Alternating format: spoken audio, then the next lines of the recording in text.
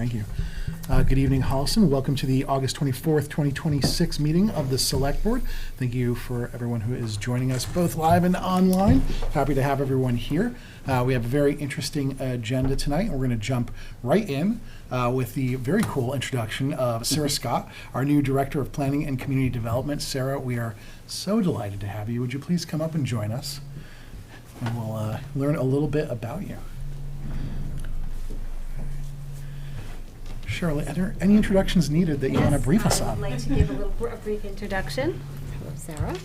It is my pleasure to present Sarah Scott to the board. Sarah has been hired as the town's Director of Planning and Community Development effective last Monday, August 17th. Sarah holds a master's degree in city and regional planning and a Master of Science degree in historical preservation from the University of Pennsylvania. Sarah has an impressive background in planning and historical preservation, most recently having worked for the Metropolitan Area Planning Council and was previously an associate zoning planner in the city of Cambridge. Sarah is also a planning board member in the town of Watertown. And I will say it's been my pleasure to be involved in hiring Sarah, and I'm thrilled to welcome her to Holliston. So I will now open it up to the board. Thank you very much. Ben, anything for Sarah? There's so much. Yes, we'll get so to. very much. We have an agenda item that we wanted to discuss with you, but a couple just like what are your obviously first 3 days. What's your plans for the future? What do you think you could do? Not, but seriously, do you have particular goals? Thinking about some of those kinds of things. What are you?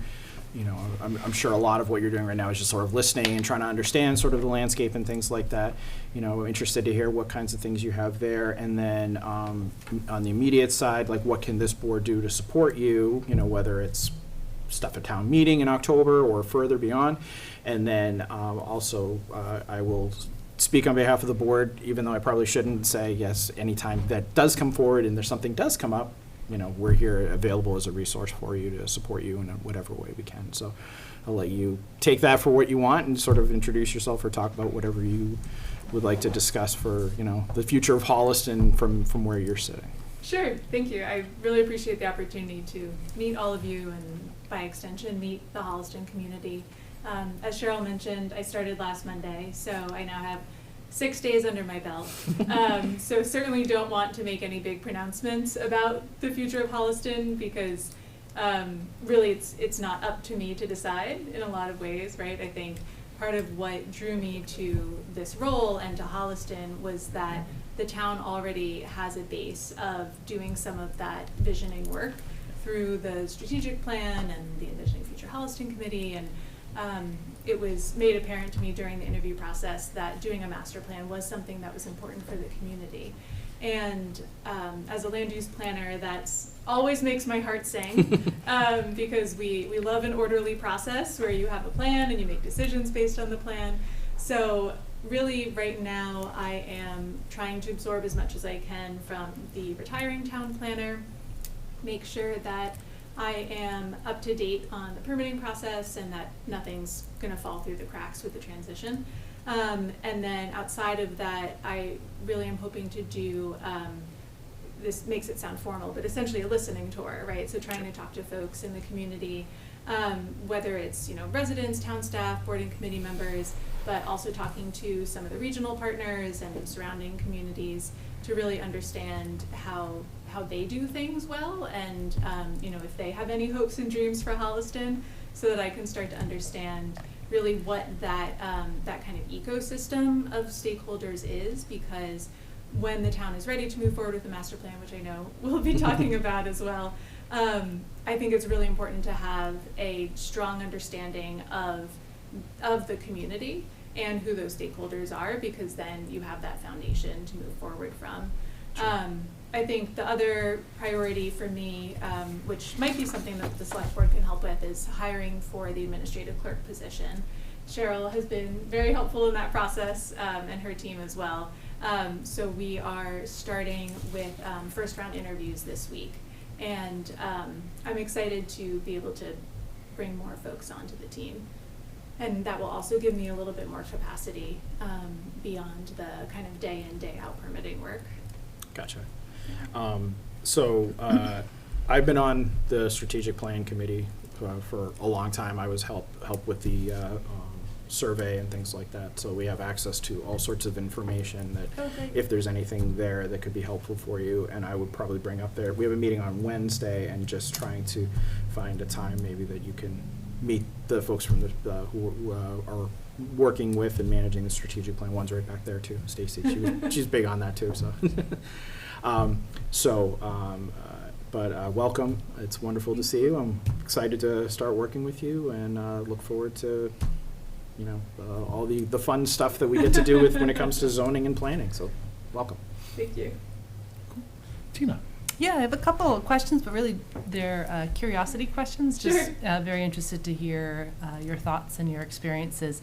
So Holliston is a 15,000 resident community. That's not Watertown. That's not Cambridge. So is it through MAPC or elsewhere that you have experience with towns our size? Yes, through MAPC. So MAPC has a very large region, and it includes Boston, Cambridge, Watertown, but it also includes communities like Essex and Dover, and right. So there's a lot of diversity.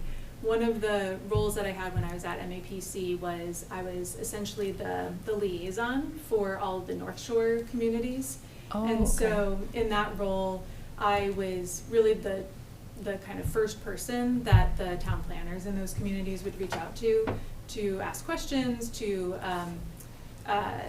request technical assistance. And so that was one of the primary ways that I was able to continue engaging with municipal planning while I was at MAPC. Okay. And I think that experience was really helpful for me, because part of the reason why I left Cambridge was because I heard so many times that nowhere else was like Cambridge, right? And It's true. and the longer I've been away from it, the more I do see how that's true. But I thought Brookline was that place, but no, you're right. I think Cambridge too. Yeah. Holliston's that place too. There's No place like Holliston. But part of the reason why I was interested in Holliston as well is because I grew up in a really small town. And so I had sought out the opportunities at Cambridge and at MAPC to be able to work in places where I could see the big picture and try to learn some best practices and good ideas. But I was always charting a path towards being able to be a planner in a smaller town. Okay. Are you so we're members of the the Metro West Regional Collaborative. So you were the equivalent Camille Yes, up in yes, Essex I was County? the Camille for Essex County. Okay, got exactly. it. All right, Yeah. that makes sense. So Cambridge for sure, I think Watertown have complete streets policies. I think they also have Vision Zero policies. Did you touch on any of that work through MAPC? Because here in Holliston, we have a complete streets program, and it comes to bear, at least in conversation, many, many, many, many times. For example, the Lowland Street project there for the 40B development. So complete streets is absolutely the forefront of that conversation as a policy, so as a guiding set of ideas that we hold as a town. And so I'm wondering if you might not, but I, number one, wanted to point out that we have No, a that's complete great. streets policy. We don't have a Vision Zero plan or policy, Okay. but we do participate through the Boston MPO on their Vision Zero action plan and also their implementation grants. So just wanted to highlight those, but also here, if you had any experience with either complete streets or Vision Zero. Sure. So my role at MAPC was somewhat unique in that I wore a lot of hats. So the main part of my job was I was a planner in our land use department, and so a lot of the work that we would do was almost like being a public sector consultant, providing technical assistance to cities and towns. So we could help you with your master plan, we could help you with your complete streets policy, that sort of thing. Right. And one of the projects that I worked on was essentially doing the transportation component of a master plan for the town of Danvers. And so part of the conversation with them was essentially trying to kind of reboot their involvement in their Complete Streets program, because they had a policy but they had never applied for funding. And they all of their like prioritization plan data was out of date. And one of the things that we discovered when we were working on that project was that there wasn't really a lot of alignment between the folks who were championing the Complete Streets policy and then the folks who really were in charge of implementing it. And so I was thrilled, actually, James, give James a shout out, gave me a fabulous tour around town last week, and I got to meet Robert, and just kind of learned about how much of a champion for Complete Streets he is. And so that was heartening to see that, you know, there was support from the folks who were implementing it. Well, 6 days in, then you've certainly met some amazing staff that we have, and I agree with you that both James Keista and Robert Walker are very keyed in to Complete Streets and very effective in their roles in helping us reach goals there. The only other thing I would say is I'm glad to hear that you have the listening tour planned eventually in the near future, I'm sure. I would also encourage a listening tour through Town Hall. That's probably something that I don't even have to say out loud. But, you know, I think you probably know that we had an economic development coordinator position, and we don't currently have that filled. So I think that is absolutely something to understand how it was working and what the goals are, because we actually have an MAPC, Economic Development Plan. You maybe are already familiar with that. And when our economic development coordinator left that position, I don't think they'd completed the 3-year plan that was outlined, 3-year work plan that was outlined in the overall plan. Okay. So I would really encourage you to take a look at that if you haven't already. And then the other thing I would say is town meeting approved funding for a town engineer position, and we haven't filled that either at this point. I mean, for we have an interview. Yeah. But I think understanding how that person's going to work alongside you would be a great, what's the word I'm looking, synergy to put some effort behind. But that in general, meeting people in town hall, continuing to do that as a listening tour, I think would be a great idea. That's really all I have to add.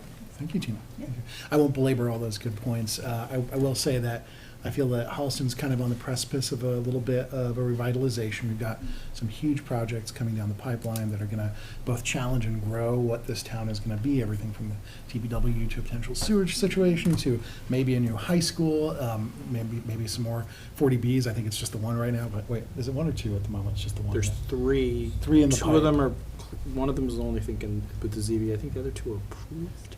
Yeah, okay. I Good. believe. So quite a lot. And I think what you'll find is there, in this community, 15,000 people is not a lot, but there is still an information vacuum. So I love the idea of starting with a listening tour. And I also think part of the job will be communicating openly about what's going on in those plans. We can certainly use the help, so we're really excited to have you here.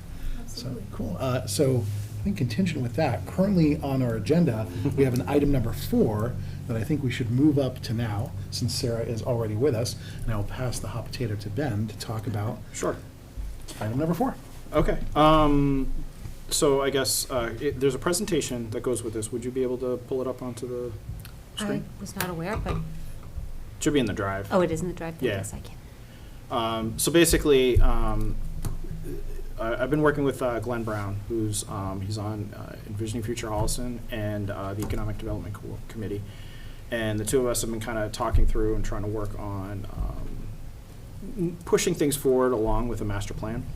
The master plan we have right now is from 1999, which I'm sure you're aware. It's you know, there's a lot of good information in there that's out of date, and I've explored sort of different aspects of things. Like when we had the historical commission coming in, and they just recently did a survey of historical buildings, and I talked at length with Sarah, who does master planning in a different capacity, and she had some great thoughts about things like that. It's just that one little niche there, and then of course we talked about circulation, things like that, and I think Glenn and I have sort of gone through this and sort of thinking about it, that we feel like there's a gap here. There's something that's missing from Holliston and things like that. And what the way I look at it personally, this isn't, I'm not speaking for the board or anybody else, but I think we're very good at saying no, and we need to get better at saying yes.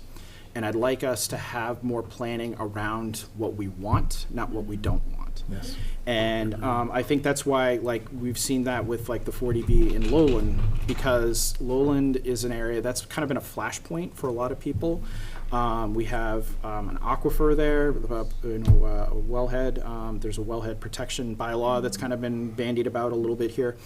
But there's also things like, there's been some landowners who've been a little frustrated, who've gone to the 40B process because they're frustrated because they haven't been able to get what they're looking for. And, it's zoned industrial, but I look at it more like, what can we do to facilitate? Is it, working towards building sewers in our industrial parks? So is it, and I sort of bring this up in sort of the way, like, as we talk about the school, school building in the high school, what we have right now for sewers downtown is a wastewater treatment plant at the Woodland Street complex that's being used to sort of expand. And, if we had some sort of master planning and thinking about these things, does it make sense to put one at the high school? And thinking about these things and having that sort of in the back of our minds to be able to facilitate some of the decision making can bring us 3 steps ahead instead of trying to like reinvent the wheel every time something comes along. And I feel I've sort of seen it peripherally, but I've been sort of frustrated by it.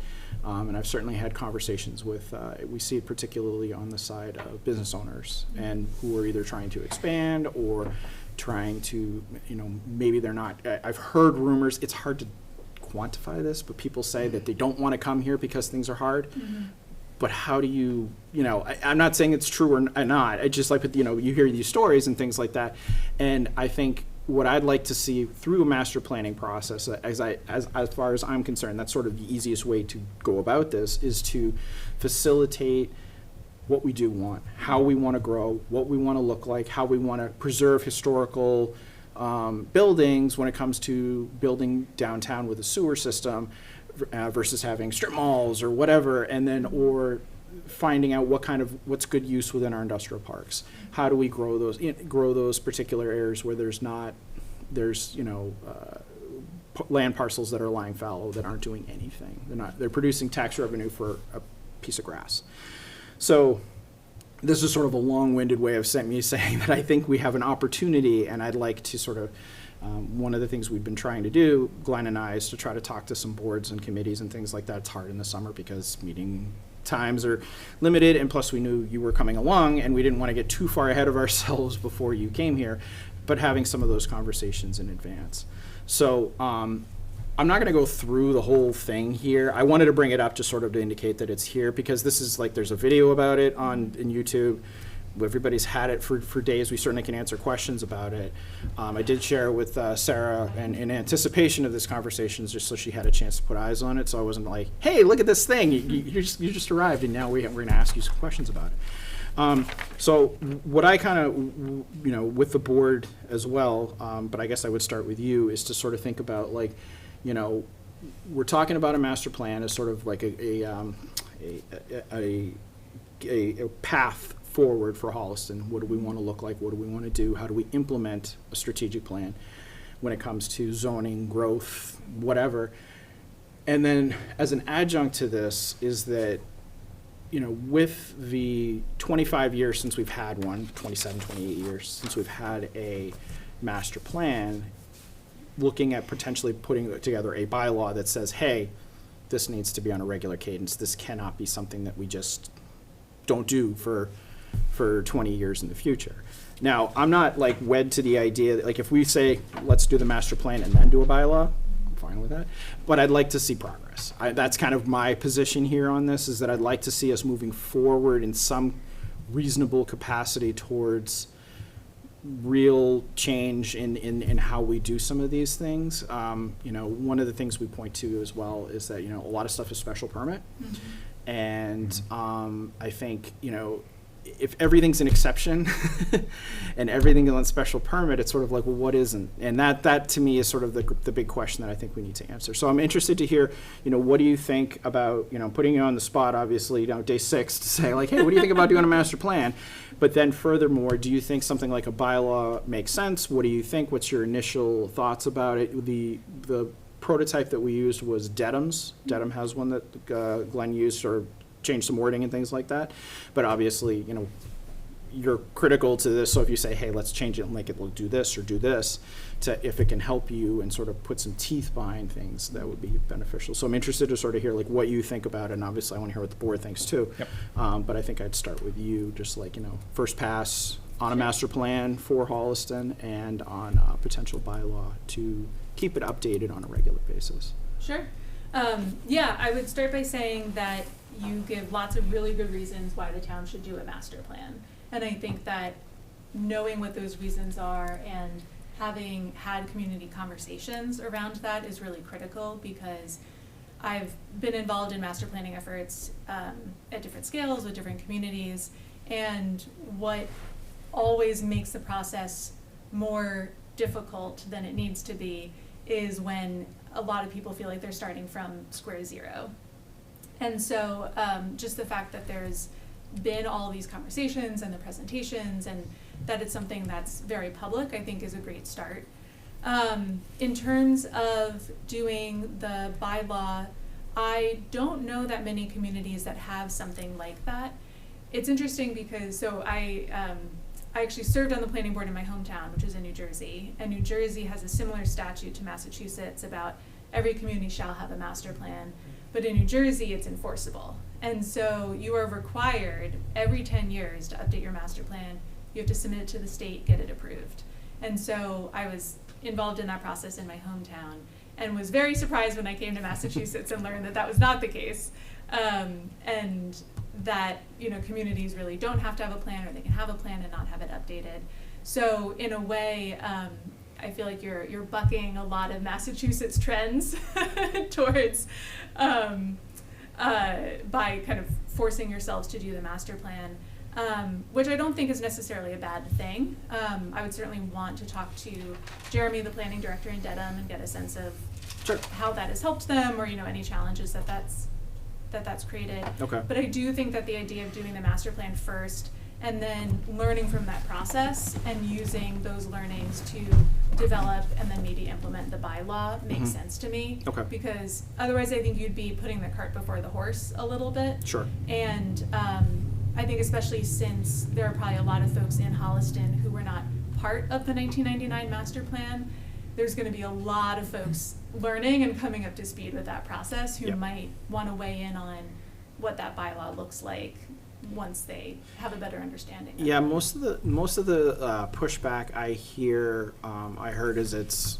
a lot of work to keep a master plan updated, which I certainly understand. But it's also like, right, but if it's 27 years old, it's more work.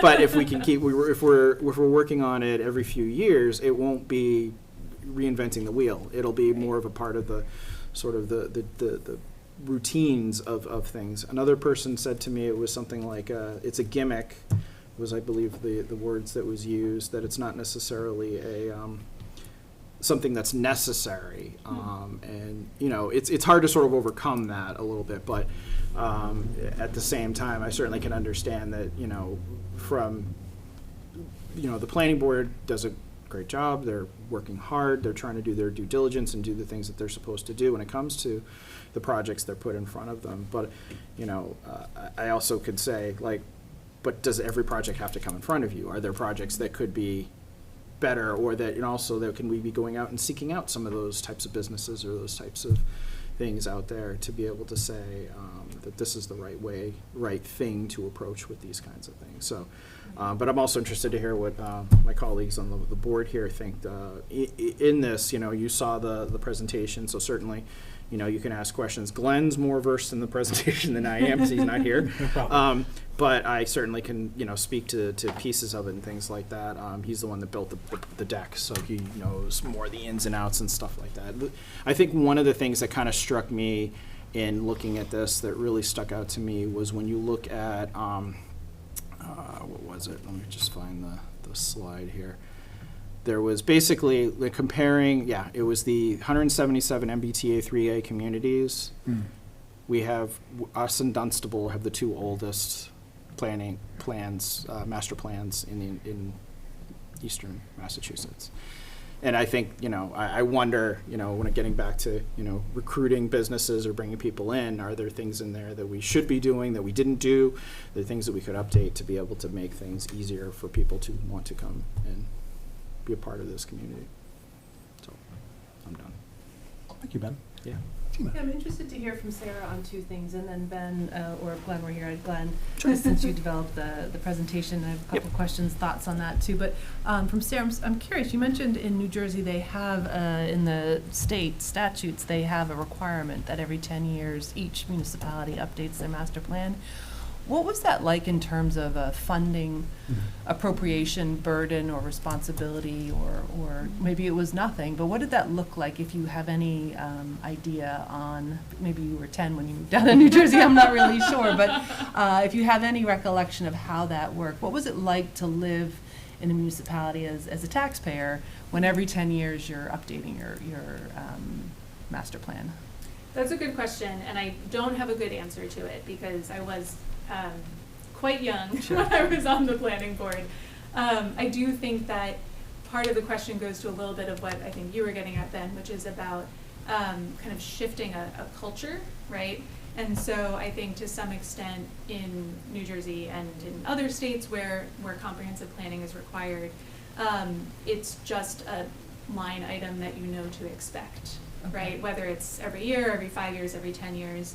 There are also grant opportunities from the state to cover some or all of the cost of doing something like a master plan. But not necessarily tied to a bylaw, just in general. Correct. Yeah. Correct, yeah.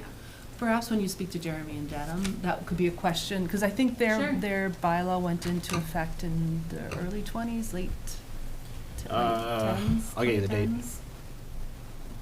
Maybe they've had some experience with having to go to town meeting to fund that. Yeah. And so if he has any insight, can share what that's like, because I do think that'll be a very relevant question coming forward from a town meeting. It was voter. adopted in 1996, and it's been amended 96, since that's then. right, So they've yeah. had a few, they've Yeah, they've definitely had- had some okay. cycles. Yeah, if Jeremy has some insight on, Sure. on that, that would be really, really helpful. And then the other is, you're very familiar, I'm sure, with MGL Chapter 41, Section 81D. I'm not wrong, or maybe I am wrong, correct me if I am. It's a planning board decision to undertake a master plan. Yes, the Okay. planning board is the holder of the master Yeah. plan and the master planning process. I guess to my board, I would say I'm very interested and would put that at the top of my list, is to understand planning board feedback on a bylaw related to a master plan. That was Just- the feedback I got from the master plan for this, was what I told you. It's gonna take too long and that it's a gimmick. Do they vote on it? I believe they did. They certainly had a discussion about it. I Recently? believe, yeah, Okay. a few months ago, and they voted against supporting it at that time. Then I think you have some work cut out for you, honestly, with the planning board to bring the conversation back around.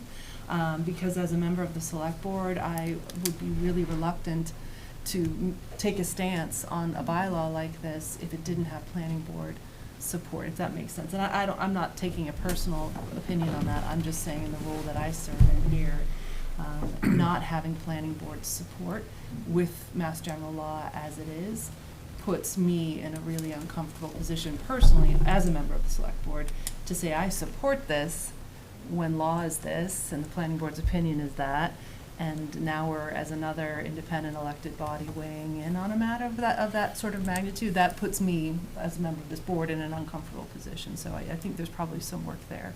I think there is precedent, though, of going around the planning board. I'm not saying we do that. I'm just saying that I think there have been communities that have gone and had the town manager own a process and did the master plan and gave it to. I'll find examples, but I believe that is, Yeah. because I think, I think what's hard here is that there are members of the community who feel that this is necessary. And if the planning board is saying no, we're kind of just in a fallow, we're not doing anything. And I think, I think we have to resolve sort of the concerns of some members of the community, and in particular, I point to like some of the business community is kind of coming up with some of this, that if, to your point, I agree, I don't like going around boards either, but I also want to I want to work with them, but I also want to make sure that we have sort of a path forward here in some capacity towards what do we want? I mean, that's my fundamental question here, and because I don't get a good answer from anyone to say, okay, well, what if we, what goes in an industrial park?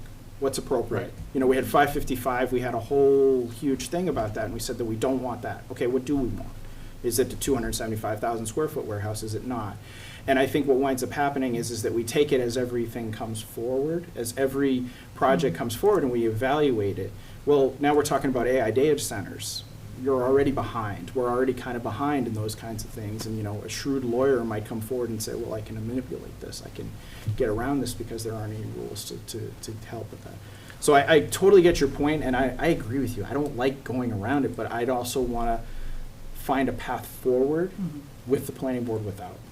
We've always made I feel this board's always, as long as I've been on it, made really good decisions when we have steady hands, on the controls as they exist for our board.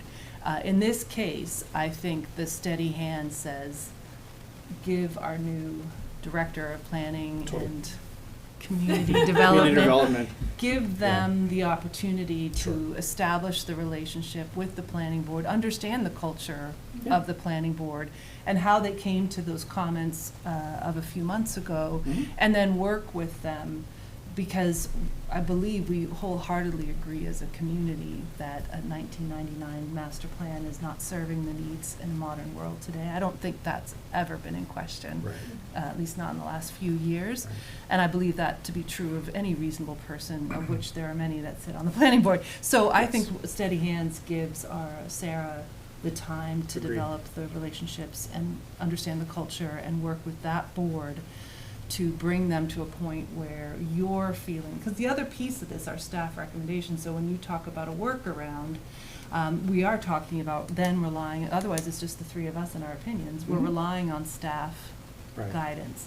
And we haven't given Sarah more than 6 days to be in a position to give guidance, and we haven't heard from the town manager that that is the direction to go. And so it's one of the two. It's staff recommendation to do the workaround, or it's planning board taking the reins and running. The other thing, it's a great point. I mean, we do obviously want to have staff involvement in these things, and I think it's critical. I mean, when you look at the part of what Glenn is saying, it makes a great point about, which is the fact that out of all the seats in the major boards and committees, there's only a handful of people that have continued to be on these committees with some working knowledge in the past, just 10 years. Just looking back 10 years, Pat, for people, there's not many, there's only one planning board member. There's only, and there's only, one finance committee member, open space, historical commission. So there's not a lot of institutional knowledge that can live with staff, that should live with staff in how to handle these things. Well, I think one of his other comments in the HCAP interview was that you need to not have the official with the agenda driving decisions. And so I think as a board member here, I'd want to be very careful if we were doing a workaround. Sure. And I'm not saying I'm on board with that yet. And I'm not saying we need to do that. I'm just saying that it's not a personal agenda. Right. It's coming strongly with recommendation from staff. So I guess what I'm calling for is time for Sarah to get her feet up and under her and get running and work the relationship, which I think will prevail. I think the planning board will absolutely work well with you, and you will accomplish many wonderful goals in the very near future. I'm just asking for the time for that to happen. I mean, we could even, you could even dovetail that to the fact that you're planner and in charge of planning and community development, and part of what we're talking about is community development as an adjunct to that. And I think, part of this is that this conversation with the select board is an opportunity to sort of speak those kinds of things, because it's meant to be, there's lots of stakeholders, and I'd say it's like one of our strengths and one of our weaknesses as a community. There's lots of volunteers, so it's wonderful, but sometimes when somebody steps back who's a champion for certain things, and sometimes things just stop, and that's happened. I've seen that happen on a few different occasions with a few different things. And having sort of that's why some things like a master plan in my mind are incredibly important, because then you can carry through in 20 years, things are still continuing, things are still progressing, things are still moving forward, and staying current with what is coming forward down the pipe, rather than trying to, use a document that people don't look at, to be honest with you. So, anyway. I'm spiritually very aligned with kind of what you and Glenn have worked on here. I think for me, there's some like devil in the detail stuff. I do like the idea of taking more time. I'll talk a little bit more tactically because I think you guys have hit a lot of the strategic points. I think one of the things in there that I think about is the commitment to necessarily revising and updating the plan, which I think it makes total sense to me that would probably be the case, but I'd almost want to caress the language into something more like review and recommend, because demanding a revise also creates kind of an unfunded mandate. Again, I know that there are grants available, but it's kind of saying you will have to do this and there will be costs, and we're kind of saying, okay, future select board and town, you will have to pay for some of these studies, which maybe is okay. But it's worth talking about. And then I think the other part that, I don't know if it was an intentional, but there's a part that's about the, check my notes, the consistent with the strategic plan, and I would love to revise that to be informed by the strategic plan, because otherwise it makes it necessarily subjunctive, so that you could have a change in the town, in the plan that we want to have, that might move into a slightly different direction than an older strategic plan, and then that would call for a revamping of a strategic plan as part of the process. Otherwise, you'd be running against the bylaw itself, if that makes sense. And that's just, I know, that's like semantic, but I think it's quite important. And then I think kind of openly, you touched on something that I care about a lot, which is we have a culture, this is me speaking for me, not for the select board. I feel since I've been here, we don't have like a culture of management by proposal. Like to Ben's point now, like what we want, what we'd like to achieve, what we'd like to do, where we want to be. It's more like the thing we don't like. What's the problem with this? How do we stop this thing? And that's really the culture change that I'm hoping this can be part of. And so a strategic plan, I think, is definitely a strong component of that. Master plan. Sorry, master plan. Yeah, Thank you. I do that. I do think that that's a huge component of that. But I also think, and I'll say it openly, that I don't think it's going to be a magic bullet. Like I think that the master plan is really important. But there's probably a lot in there that maybe our constituents are like, the master plan's the solution, but there's also this component of us just having better policy.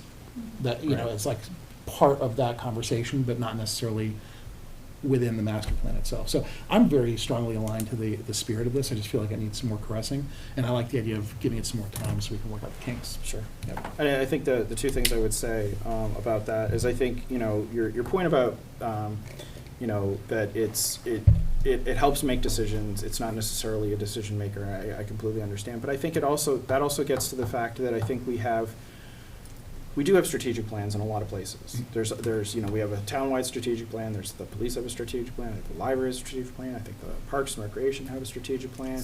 Schools. Yep. I think there's a housing. There's lots of different plans, and trying to find that umbrella that makes sure that we get everything. And that's supposed to be what the strategic plan does. But at the end of the day, people aren't looking at it, and people aren't informed by it. It's not helpful. And I think one of the frequent updates, I think, is helpful, because it's sort of always fresh in people's minds. It's not just that thing that's dusty on a shelf. Agreed. It's like, oh, we're going to do that again. We've done this before. We've had this conversation before. The stakeholders are getting together. We're finding things. I mean, one of the things that we talk about, I know Glenn had some conversations with folks in Medway, and because they basically have a group that does updates their plans and that handles these things, and they every 10 years change over, and they stay on it and do these kinds of things for frequently. So you do get that, but there's always sort of investment of people and new people coming in and people leaving and stuff like that. So it's a continual living, breathing document, and that's, I think, one of the things that's important about these things. And the strategic plan I would put in that category as well. It should be a living document that we're updating frequently, that we're like, oh, what about this? We need to sort of think about this, and how do we figure out that? And I think to your point about cost, is like, I do worry about that as an unfunded mandate. I do worry that, saying you have to do a master plan, but I think with frequent updates, you're updating data, you're not doing a full plan. Like the first time we're going to do this, it's going to be expensive, it's going to be a lot, because we have to basically go almost to the drawing board, Right. because there's a lot that needs to be done. But if you're updating it, you're doing a little bit here, you're doing a little bit there. It's informed by, oh, this survey, this particular piece, and then those pieces can get incorporated into it and it's not as, it's not as big because it's been updated frequently, and everybody's kind of involved in it, and there's constant input and appreciation, because I think we have a lot of siloing in the way we do things, and I see that we see that with trying to figure out how to get the historical commission involved with planning and things like that, because it's important. I've met with people in this room to talk about, well, if we're putting sewers in here, how do we protect the historical nature of downtown, and then it doesn't turn into something different? How do we make sure that we have rules in place? But are we having those conversations across boards, not just? It's always vertical. We're great. We're not great at horizontal, and I think having documents like this can improve something like that. So, I understand waiting and things like that. I mean, personally, I'd like to see progress at some point. I'd like to see, if it's, here's the game plan, here's how we want to do this, here's what we're going to do and how it's going to work. If it's, we're going to do this in this particular town meeting and we're going to do this in this particular town. That's kind of, that I can live with, I can work with that. I think we're pushing because we haven't gotten any of that. I can, Go ahead. sorry, I was just going to say, I could offer a few considerations to Yeah, that absolutely. point. And again, these are just things that I've been You're just talking. It's your sixth day. It's your sixth day. thinking about. Yes. Somewhat out of order, one thing to consider is one of the state grant sources that communities often use to cover some of the cost of master plans is the community planning grant, which is offered as part of the One Stop through EOHLC. And those applications usually become available in the spring. I think this year they were due in June. Okay. So one thing to consider would just be kind of having that timeline in mind. Yeah.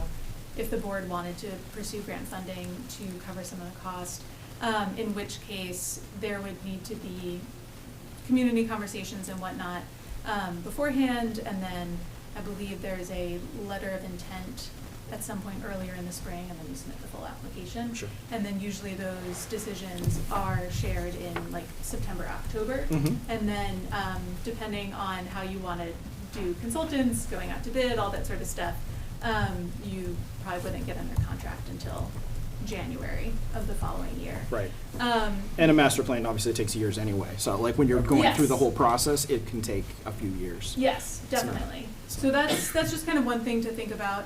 Another is just based on the experience that I've had working with communities on master plans, I was hoping to put together some kind of series, like educational series for folks about master plans and just kind of planning in general.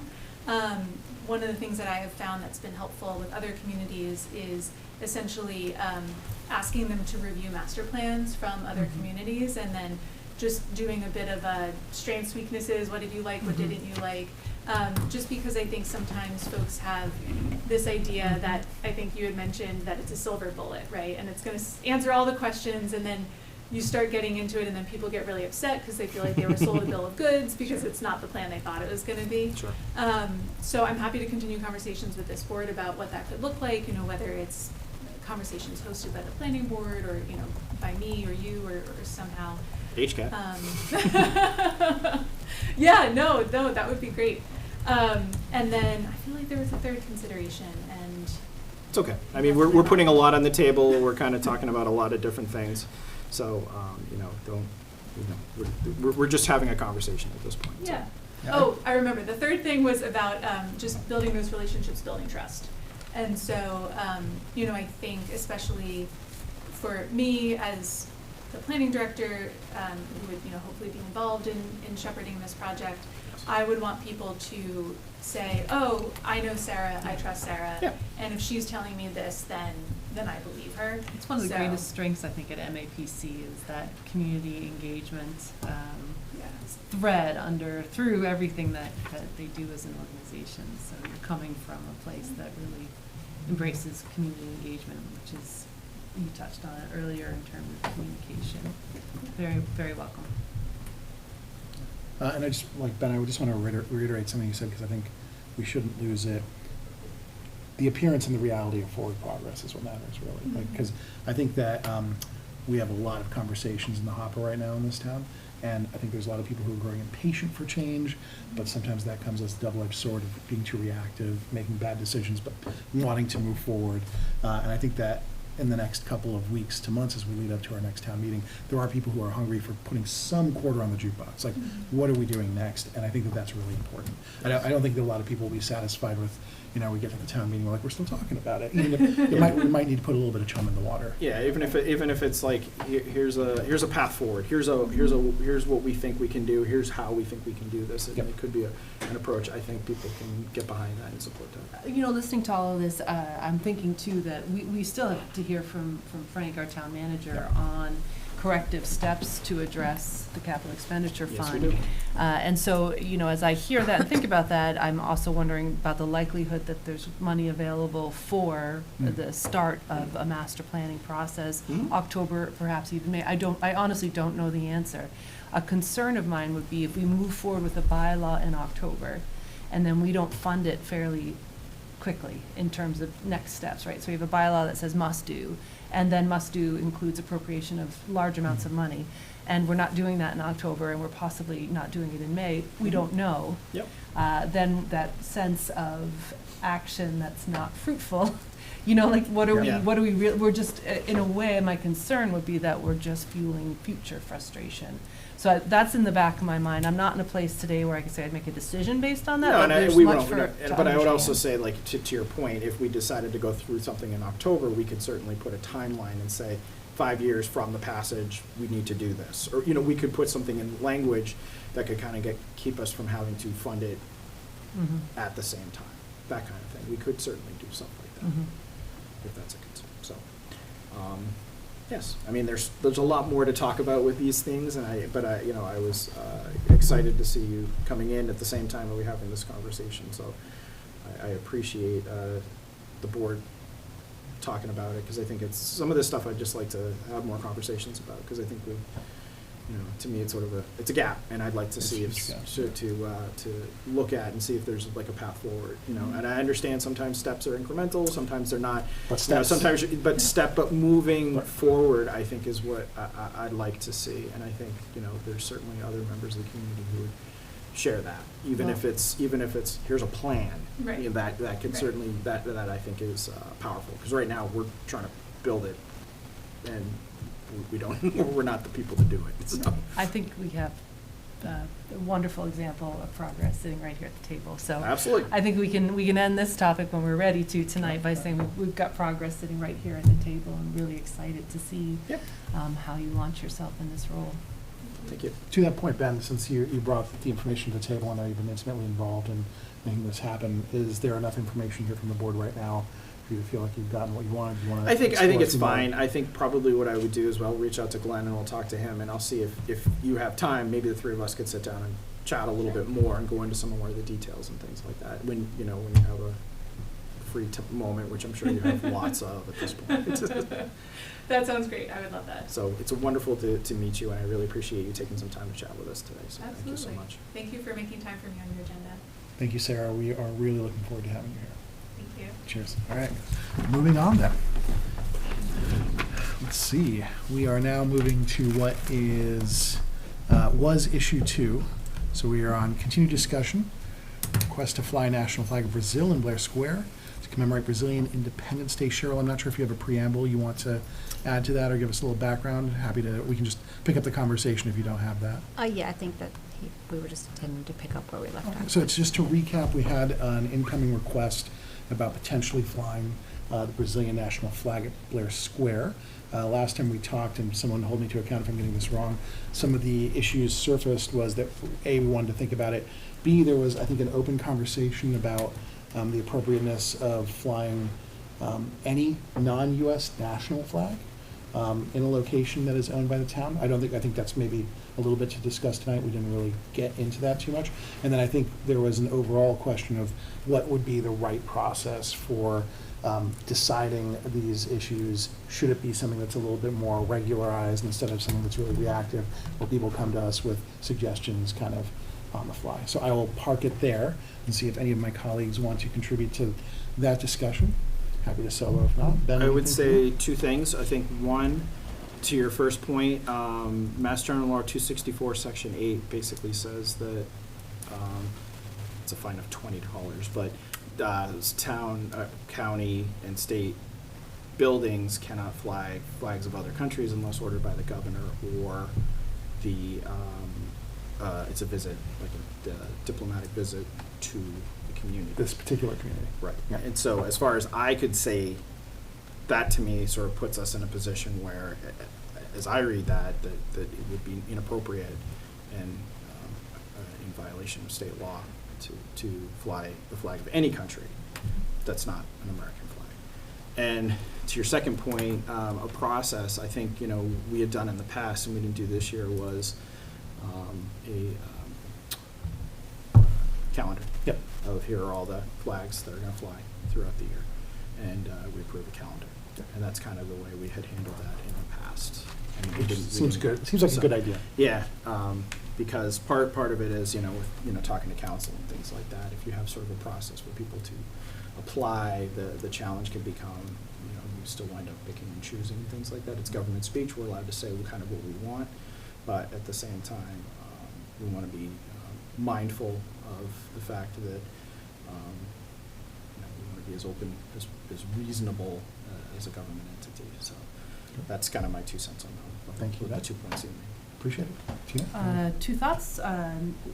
Would board like to see this then back, the flag policy back as a formal agenda item for review, potentially to incorporate, be informed by Mass General Law and flying other Sure. nations' flags on U.S. town Sure. property? Yep. I wonder if that's something we try to accomplish before we set the 2027 Sure. schedule, which puts us into November, December timeframe. Very open to that. Sure. I guess that would be a comment to pass on to Frank. Will do. And then the other thing is, I'm happy to do this, reach out to Mr. McLennan, the requester of flying the Brazilian flag, and see if he's interested in going back to the library as a place to display the flag. I think that the genuine heartfelt feelings Sure. were worth Very much so. lifting up. I And I appreciate wonder- the sentiment. Right, and where the library does flags for display purposes, Yeah. I wonder if that may be a place for him to go with his request, so I can certainly talk to him about that. That would be wonderful. Yeah, appreciate that. I don't have much to add to that. I think, Ben, you touched on it, that the idea of flying another nation's flag, there's precarious legal precedent there. And I think, just to be honest and open, it opens the door to a lot of conflict and a lot of politicking around issues that honestly are probably beyond the scope of what's intended by this very well-meaning proposal. Yes. So I think it's a good thing for us to have a deeper conversation on and to figure out what our policy and our process is going to be. It sounds like we already kind of had one in place. Good to revisit. So might as well leave that. Anyone want to chime in more? Are we good to go? I think we said it.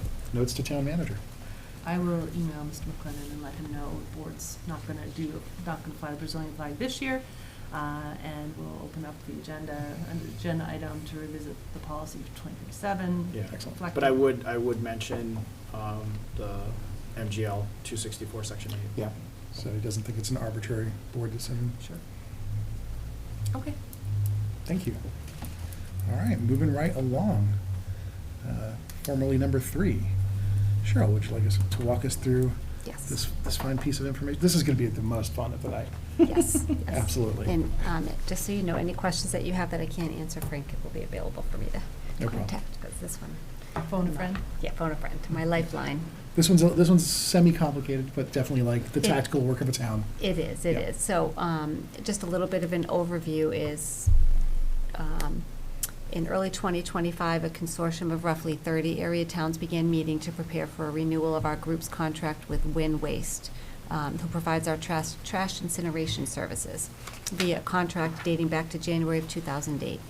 Contract expires the end of June of 2027, and participating towns have been asked to sign into an intermunicipal agreement to fund council-led negotiations.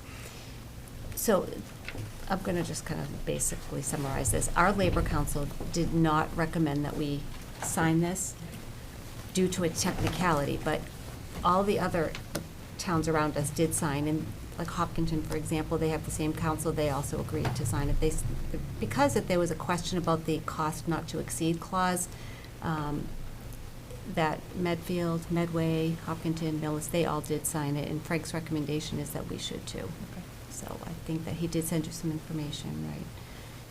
So And just, that- oh, sorry, go ahead. Just to recap for future readers of notes, et cetera, in minutes, the order of magnitude on the potential liability there, we're talking in a couple of thousands of dollars. We're not talking about some exorbitant large amount. Is that That is my correct? understanding, but I will confirm. Okay, It's yeah, actually on. so that's my Yeah. understanding too, because I want to make sure, Yep. for us here, we've read all the notes. Okay. But for anyone who's inquiring, we're not talking about signing up for, a gigantic, It's roughly 2,500. yeah, from as far my as we know. understanding, Yeah. As far as we know. And the contract is like, what, 1.7 million or something like that? Yeah. And the cost is for legal fees to negotiate the contract. Yes. And would it be fair to restate or paraphrase Frank's opinion that that outlay we would exceed that outlay in potential costs for renewing this contract solo if we didn't go in as a group? Yes, in fact, it could be difficult to renew the contract solo. Okay. Yes.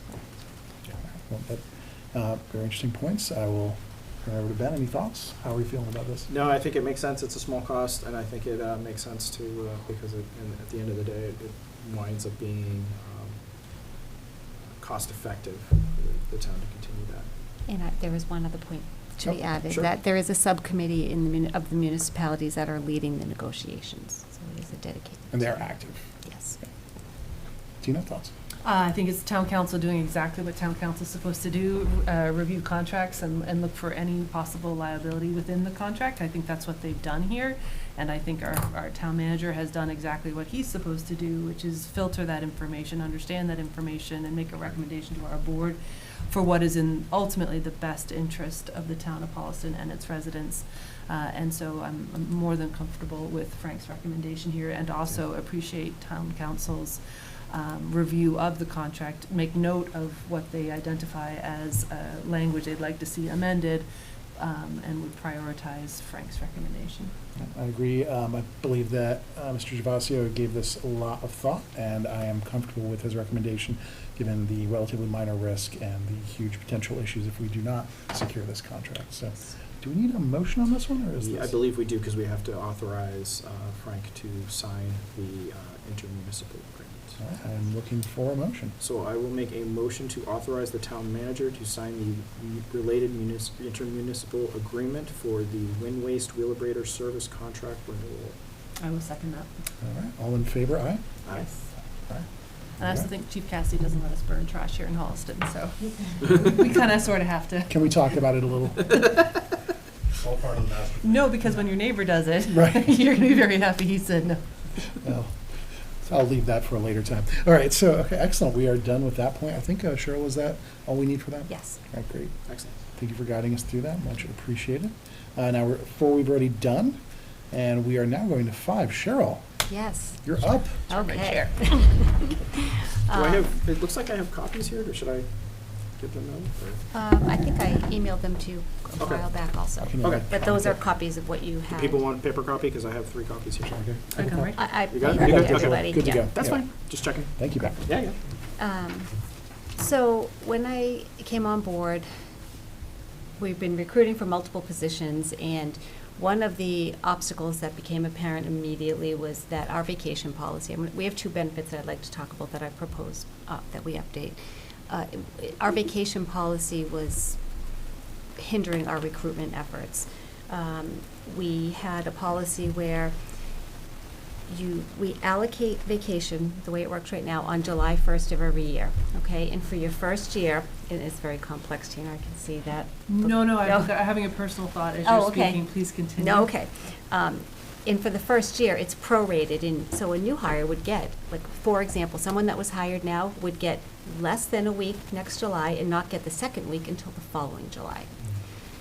I've had people reject job offers because of this, because of the vacation. So that's why I did take a look at it right away, and I prepared a comp from multiple different communities. I spoke with Dan Brown, our labor counsel, and the recommendation that I'm making is that we change the vacation time to just be more competitive for recruitment and retention. It's not necessarily giving more time, but I recommend that we start going to an accrual basis. Okay. So people will accrue at the same rates that are in our bylaws, because those are competitive to what we've looked at.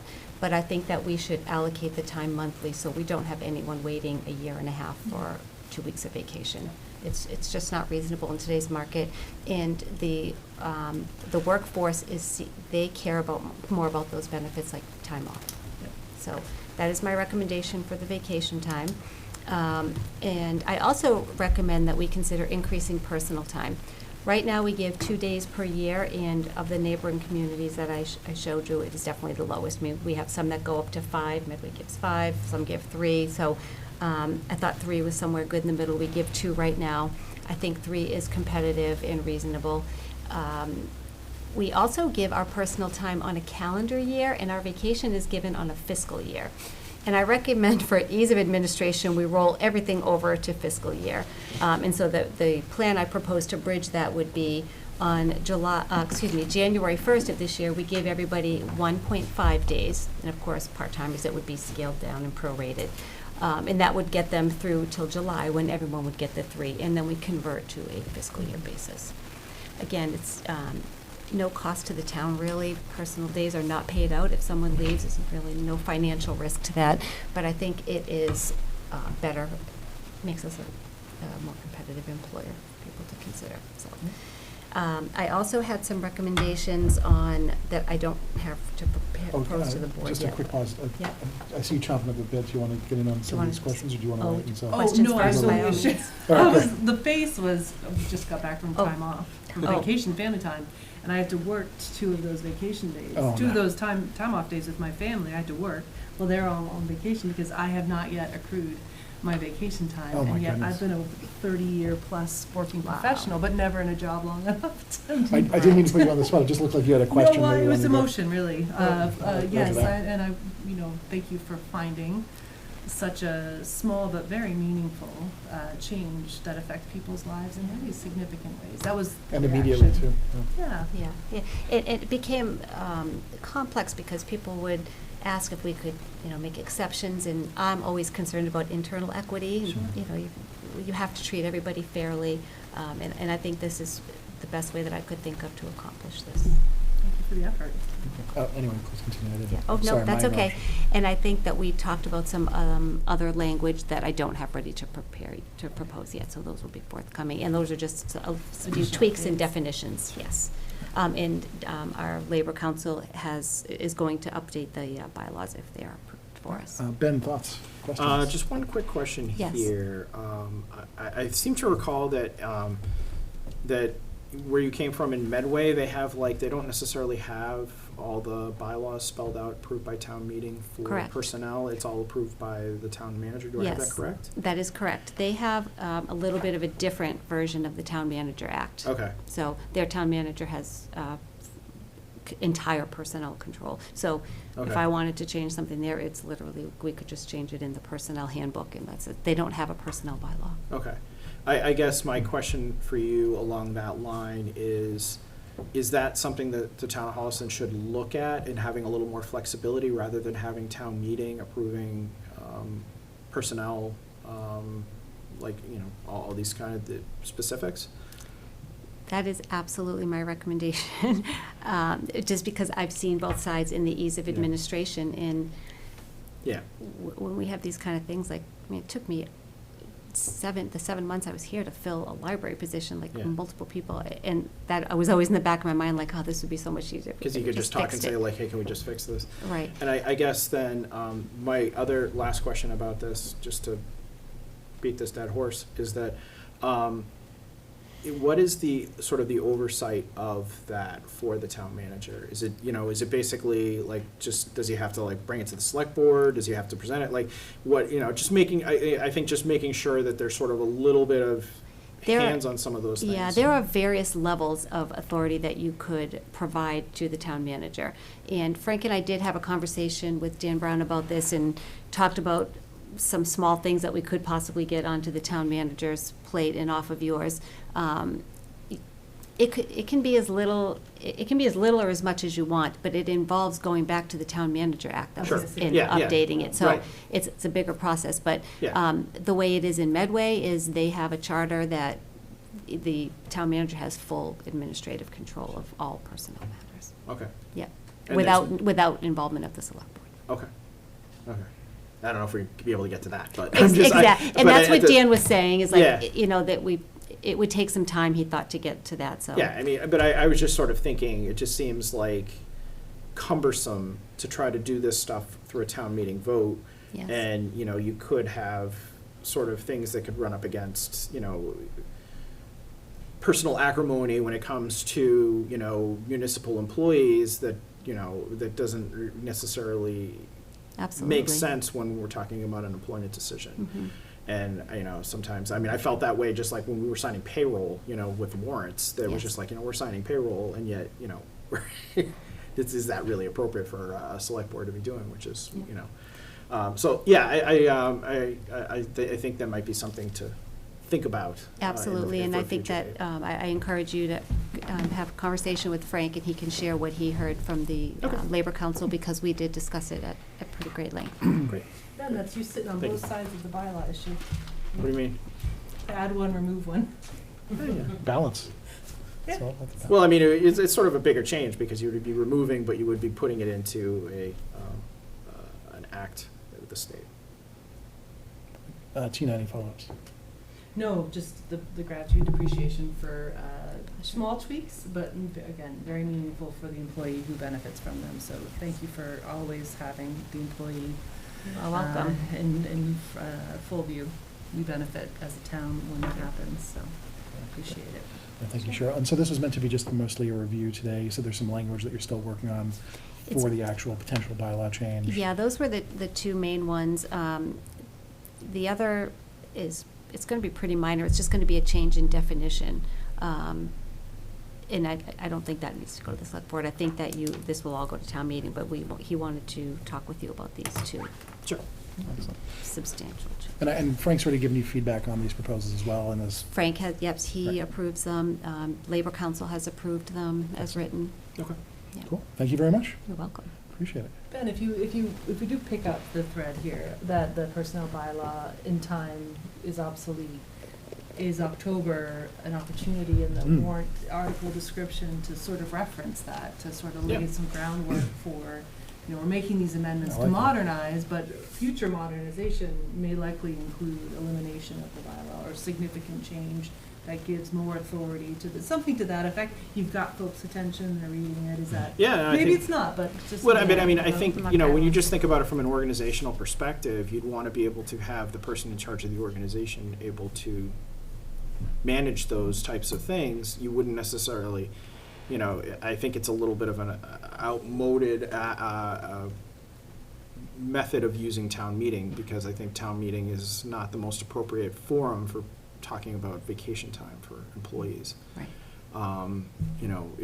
Certainly, if there's financial consequences, sure, we can have some of those kinds of conversations, but I also think that, it's important that we can recruit, train, and, keep people who want to work in Holliston, and if giving them an extra little bit more vacation time in a reasonable manner, Yeah, let's do that. and just access to it sooner. It's truthfully, I It's- think it's a little unreasonable the way it is. It's written now in low-hanging some fruit. It's an cases. easy thing to do, and if we're losing candidates because of Right, it, right. we gotta fix And they're it. getting it anyway, it's just we're making it available, Yeah. I- easily. Yeah. No, I agree, Tina. I think that's a great point. I think we should put some language in there just to Mhm. say that, we're talking about those things, just to kind of get that out there so people can start to have that conversation and say, I'll See what share they that think. with Frank, I don't want to speak for him, that Yeah. I'll encourage him to Understood. make Yeah. sure that he's. totally. And I think let's crawl before we run. So, Okay. thank you, Cheryl. You are welcome. Much appreciated, Cheryl. I think it's not only your heart, but your mind's in the right place. It's good stuff. Thank you. All right, moving on to public comments. Usually I will go random. I think today I'll start with, we have a small assembly here. Is there anyone here in the select board room that would like to join us for public comment? All right. Seeing none, moving to online. I see one hand up. I believe it's Dr. Liz Tyler. Yes, Dr. Liz Tyler, 17 Norland Street, Holliston. What's on your mind, Dr. Tyler? I just want to I want to ask you to stop and think for a minute. There are 2 members of the select board who have been on the select board for a number of years. And I'd like to ask a rhetorical question, and that is, what have you done to improve our drinking water? It seems that you do not seem to understand that it's not like putting a sidewalk in or a stoplight. This is actually affecting people's health, and it's affecting people's health now. And we have water that's laced with PFOS and PFAS, the forever chemicals.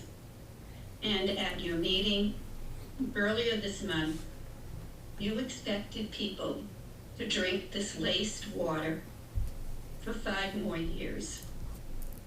We know that we've had PFAS and PFOS in our water since 2021, and yet nothing has been done. And listening to that presentation of the DPW, there were 20 slides, and 1/2 of one dealt with health issues. I have done research. I have given you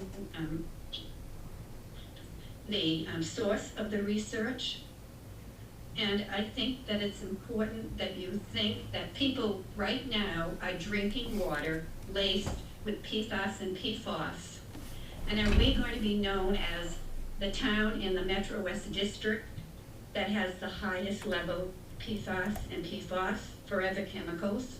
Is that really what we want? Hopkinton has zero, and they went into action in 2024. They've had 0 since 2024. And we have known, as I've sent you numerous letters, we have known since 2021 that our levels, that we have very high levels.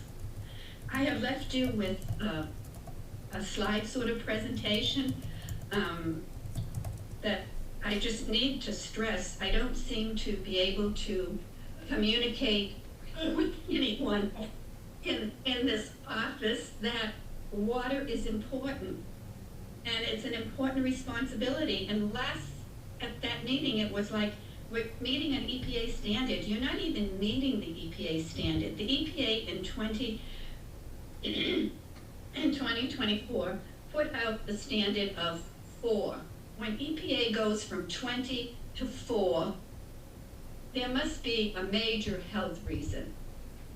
And I'm just really concerned. It's not meeting a standard. It's not printing out a number. This is reality. Providing clean drinking water that is not negatively impacting residents' health. I want to read. I think that you need to know adverse health effects of drinking water contaminated with forever chemicals may cause developmental effects in fetuses during pregnancy and in breastfeeding infants. That's not me. That's DEP's fact sheet as of May 2026. Effects the thyroid, the liver, the kidneys, hormone levels, and immune systems have also been reported. That's also DEP. I'm sorry, my husband, 1 minute. Willie, you can't get up. Willie, please sit for a minute. Just for a minute. Please sit for a minute. I'm in the middle of a meeting. We want to, for privacy. No, you have to sit for 1. Okay, you can bring her back. You can bring it back. So, yeah, don't mute us. I know. Sorry, Liz, Doc- we Gonna go the other muted way. you just because we wanted Sorry. to give you, Go because and see. we're on live. The Can we- wheel's not going to the side. Liz, if you Liz, could hold on, one hold on, second. Liz. Hold on. Oh, God. Are we muted? N- Yeah. We're muted. Can you Okay. unmute us Yep. so we can? Yeah. Liz, hold on just a one moment, second. please. We muted you just so you had some I privacy can't there. go over. What am I doing wrong? So can we get her unmuted, please? There we All are. right. There we go. Okay. It's okay. I'm sorry. I apologize. That's okay. Thank you. That was smart. Now I'm gonna mute So this. I brought out, you need to know, I think one of the most critical parts is that people think that they can put their water through a Brita filter or some kind of a filter, and it's going to take it off. I'm going to read what from DEP's fact sheet, May 26, 2026. It's important to note that the current certification standards for PFAS filters as of June 2026 do not yet indicate that a filter, a home water filter, will remove PFAS down to the levels EPA has set for a drinking water standard. I'm asking you, I know this town has to know, the water department has to know what the levels are of the forever chemicals in each of their wells. They are doing a study, as I understand, to determine what is the best way to remove them. But I'm asking you to please look at this and not just say it's 5 years away. This is going to be 10 years of continued contamination, people exposure to this water. I'm asking you to look at that, to look at the water department, to say there must be some way we can expedite this. We should not be the town that has the highest level of PFAS in the area. Hopkinton has 0. Water is critical. What is, I've done the research because I don't want someone to think, oh, she's just spouting out. I'm not spouting out. I've really looked at this data. There really is a concern. I've checked. I have my own house filter. And last spring I checked. I said, is this going to take out PFAS and PFAS? And they said no. So there are numerous health effects. And you just need to know that if EPA put the standard from 20 parts per trillion to 4 parts per trillion, there are health effects. And this idea that EPA just said, oh, in 2024, we're going to set it in 2028, and then they said, oh, it's okay, we're going to let it go to 2031. Something is wrong. Something's wrong. It's not just paper. It's affecting your lives, and it's affecting the lives of every single resident in Holliston. It's not like a highway. It's not like a stoplight. It's affecting everyone now, and in ways that they don't know. Thank you, Dr. Tyler. Appreciate the input. Just I know that we had you on mute Yeah. for a There's moment. some way something can be done. Could I Just- make a couple Ben would comments like to here? make a quick comment. So a couple It's things. not acceptable. I And thank. people- Okay. Thank you, Dr. Tyler. I Yes. have to unmute you. So, Thank you for yeah. listening. Can you unmute? Yep, I am. Oh, my God. Oh, really? Okay. Thanks, Ben. So a couple things, like your initial question, Dr. Tyler, what has this board done to protect the water supply? We, several years ago, built a water treatment plant for well number 5. And that was one of the areas that was most impacted, but with some of the concerns that you have about chemicals. You know, I did a little quick digging here while we were talking, so you know, doing the best that I can here. You know, I look at it like I would, you know, we want to meet the EPA standards.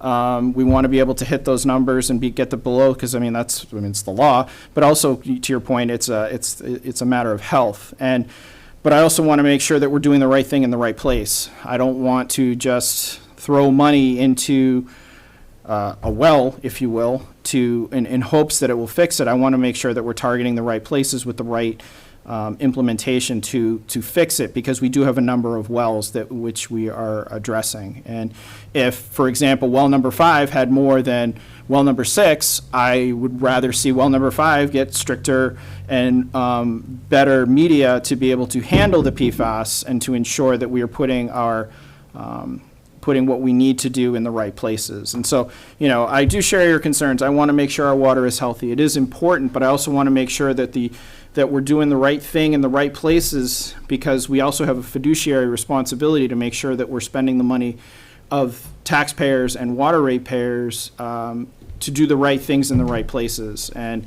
if we can make sure that we can fix it, we will do the best we can with what is reasonable for the community, and getting as close to zero as we possibly can is certainly something that we should aspire to, and we should do everything that we can to make sure that we're doing the right things in the right places. So thank you for bringing this to the concern, and we appreciate your advocacy for clean water for Can I Holliston. say one thing? Can I say one thing here? Briefly, please. Can I add? Yes, I do not believe, the town did not talk about financial situations. The town did not act about PFAS and PFOS until they had $500,000, $500,000. And they knew in advance. I think if people are willing to spend money on teachers' salaries and on school buildings and on sidewalks, the town is spending $500,000 on sidewalks in 2 roads.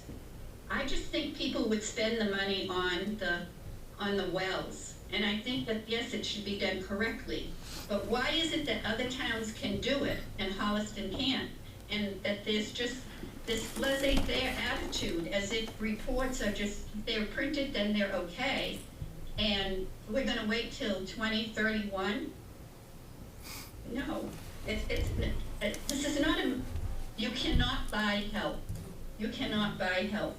But I'd like you to be expedient and efficient and not just say, oh, it's okay, we don't have the money. If you have the money for the sidewalks, you have the money for the water. Noted. Thank you, Thank Dr. you. Tyler. Appreciate it. Thank you. Thank you. Any other comments online? I saw a hand up briefly, but I think it may have been retracted. Seeing none? All right, thank you. That was public comment. Next up on our agenda. What is next on our agenda? I just lost my connection. Select board Member updates. Excellent.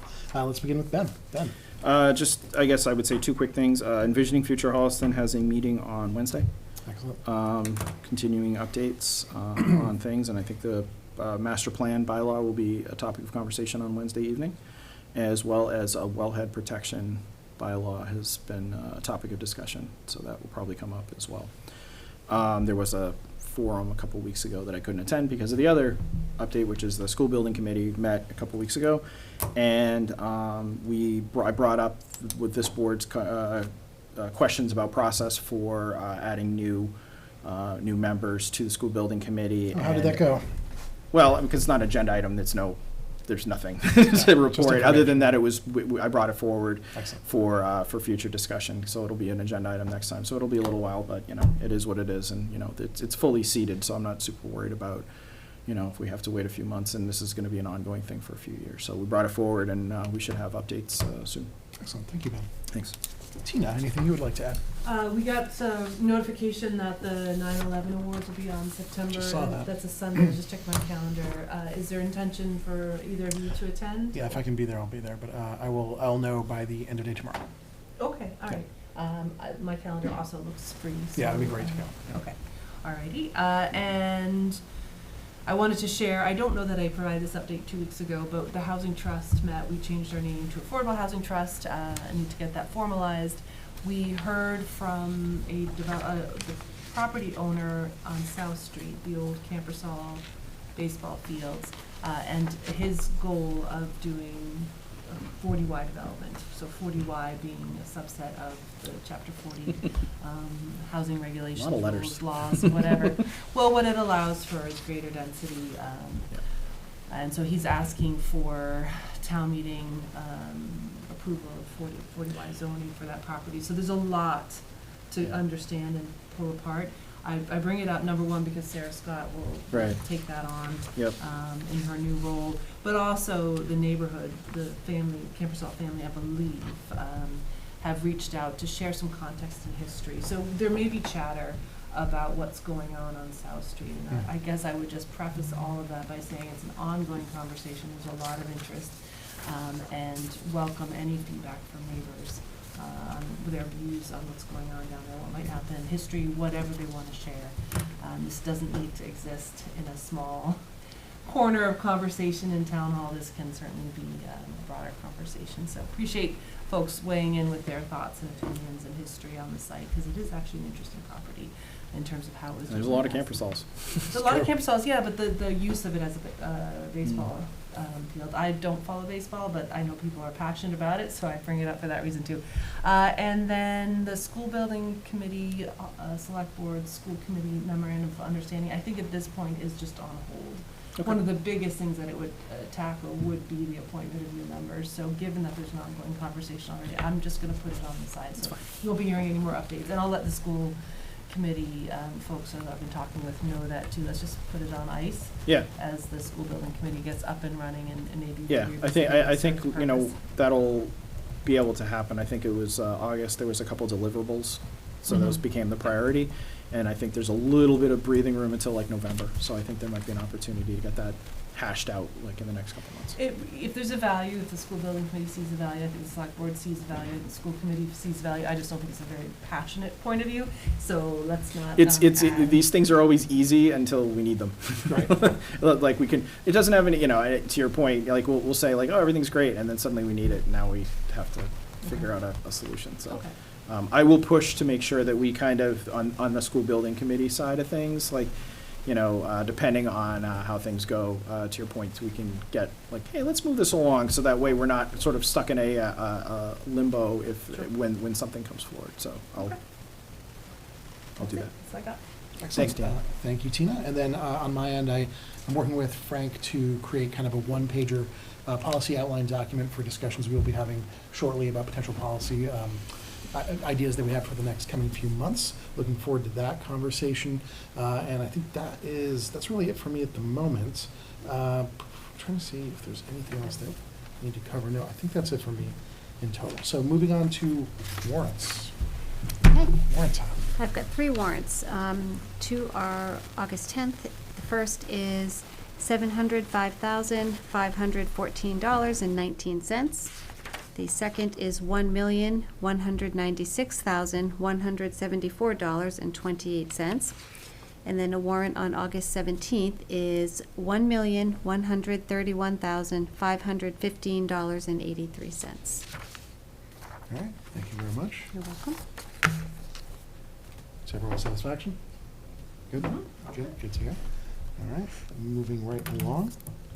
Comments from the town manager. Yes, I have some to Pro share. tempore. Yes. All right. Due to a resignation, the town of Holliston is seeking applicants to fill a vacancy on the Parks Commission through May 2027. Residents interested in serving are encouraged to submit a letter of interest to the town manager's office by Wednesday, September 9th at 12 p.m. The appointment will be made jointly by the Parks Commission and Select Board. Additional details, qualifications, and submission information are available on the town's website. Join the Select Board, Representative James Arena DeRosa, other town officials, and members of the business community to welcome Old Town Car Wash to Holliston. The town and Old Town team will be hosting a ribbon cutting on September 8th at 10 a.m. We look forward to seeing you there. Please contact the town manager's office with any questions. That's it. All right. Excellent. Moving on to board business, the consent agenda. Making sure that members of my board have had a chance to review the consent agenda. Yep. No floating questions. All right, then I would be looking for a motion. We'll make a motion to approve the consent agenda as presented in the agenda. We'll second that? All those in favor say aye. Yes. Aye?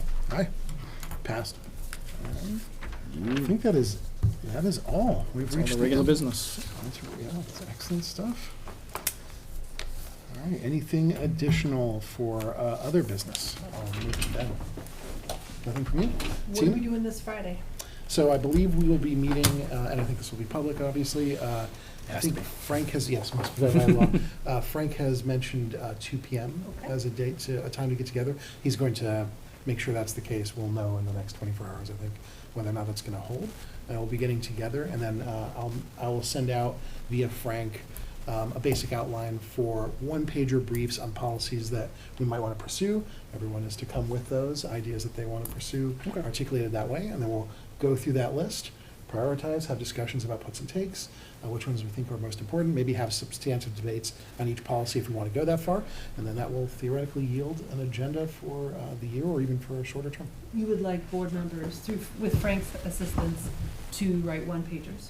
If possible. Okay. They don't actually have to be Are you full looking on for page. goals? Are you looking for policies? I Like, think what they are can be- I think they you? can be both, so I have a variant for each one. And are you looking for like specific town meeting kind of? I've got 3 buckets. Some of them are about like specific policies. Okay. Some of them are operational, and then Okay. I've got things that are kind of larger projects. Okay. Frank and I are going back and forth on some of the details, still to be ironed out. Okay. But the one pager is meant to be, it's very much just kind of like headline, description, bullet points, and then any topics we want to discuss. Okay. Yep, and then we will actually literally just go through them. Yeah, whatever documentation you can kind of Yeah, I'll give, send- I I'll think send would it. be really helpful to make sure I'll- that I can have what you are thinking about. I'll have like a basic version of one, like a dummy one that we can take a look at as well, with kind of a fake piece of policy in there, but should be Okay. very lightweight, trying to keep it not additional homework level, so it should be all right. Question for you, in terms of the format for Friday. Mhm. Let's take, for example, public comment. We had public comment specific tonight. We've had public comment in the past that's very specific with a request of the board. Not all of that got picked up in the Right. last fiscal year for all the obvious and good reasons. Is that an opportunity on Friday afternoon to say, okay, so from the public comment that I took notes on, that I remember, that I recall, and I would include Dr. Tyler's tonight, Yeah. you know, will there be time and space? And you can say no, not the format on Friday, but to revisit public comment from the past year that was brought to the board's attention for action or consideration. I think there's certainly room for that, yes. Okay, thank you. And I would say for each individual board member, if there is any piece of policy or project that has come up in the background or even in the foreground like that, this is kind of a great venue to have those conversations. Doesn't mean we'll take those up. We'll Mhm. decide as a board which one to take up. Yep. But I think that basically Okay. it's a bit of a catch-all. And then we will go through some basic prioritization techniques, and we'll have substantive debate about them. Some of them we'll know are too robust for us to proceed on at the moment. Some of them we'll have to pin for future dates, and others I think we can start lining up fairly quickly. Are you, how long are you kind of thinking for a time? So it's a great question. I don't want to, I know that it can get late. We're starting at 2 PM. I'd love to know kind of how much time you all are willing to give, and then I'll massage the, and I want to be realistic. It is a Friday. You know, if you have 3 buckets, I mean, I spitballing here, maybe an hour for each, and we're talking until 5 o'clock. 5-ish. Kind of thinking like that. To your point, having a little bit of guardrails around it could be helpful rather than we just talk ourselves into oblivion. Yep. Tina, does that sound right to you as well? Mhm. So what I'll try to endeavor to do is, so that we're not violating open meeting law, that template I can send out, and I think if you're able to finish Send it them to up Frank. So I'll send it to Frank, of course. Send it through Frank, and then it's easier to, and there's no. All my no- send-outs are through Frank. But if you're able to come up with a few of those ideas and send them to him, he can maybe do some of the pre-triage for us without us having a discussion. Yeah, and I think, if there's anything we can provide beforehand, Yeah. I'll do my best to get stuff to you guys beforehand, so that way you've had time to sort of think about it, and you're not seeing everything that I'm Totally agree. thinking about for the first time on Friday. There'll be certain things that are standing agenda items. So, for example, the capital expenditure fund, reconciliation, Yeah. the school building committee, the DPW facility project. There'll be certain things that are going to be covered regardless of goals and priorities. Yes. In a practical sense, Yeah. I don't see this board ever saying like, Yeah. hands up No, on we're the not school doing building that. committee, we're out of that business. So Ow. that's not necessarily a focus area that you would like to see for Friday. Not for Friday, but if there is something substantive there or different from, a way we were going to tackle that you want to bring to the forefront, it is a valid discussion area. I don't want Okay. to shut that down. Yeah, Thank you. and also it sounds like this is something we're sort of testing out too. So 100%. there might be like, hey, next time we do this, let's change this, let's do that. So Yeah, absolutely. I would offer, let's have a few minutes at the end so we can say, Hello, hey, how's I felt like I didn't do a great job with this, and I'd like to be able to do this next time to have this as part of the I process. would love that, yes. Thank you. Excellent. It's going to be fun. Thanks. Should be. This should be good. All right, anything else? I think that is it. All right. I'll nothing take a else? motion to adjourn. Second. All in favor? Yes. Yep. Yes, yeah. All right, excellent. 8:35, not bad. Thank you, Holliston.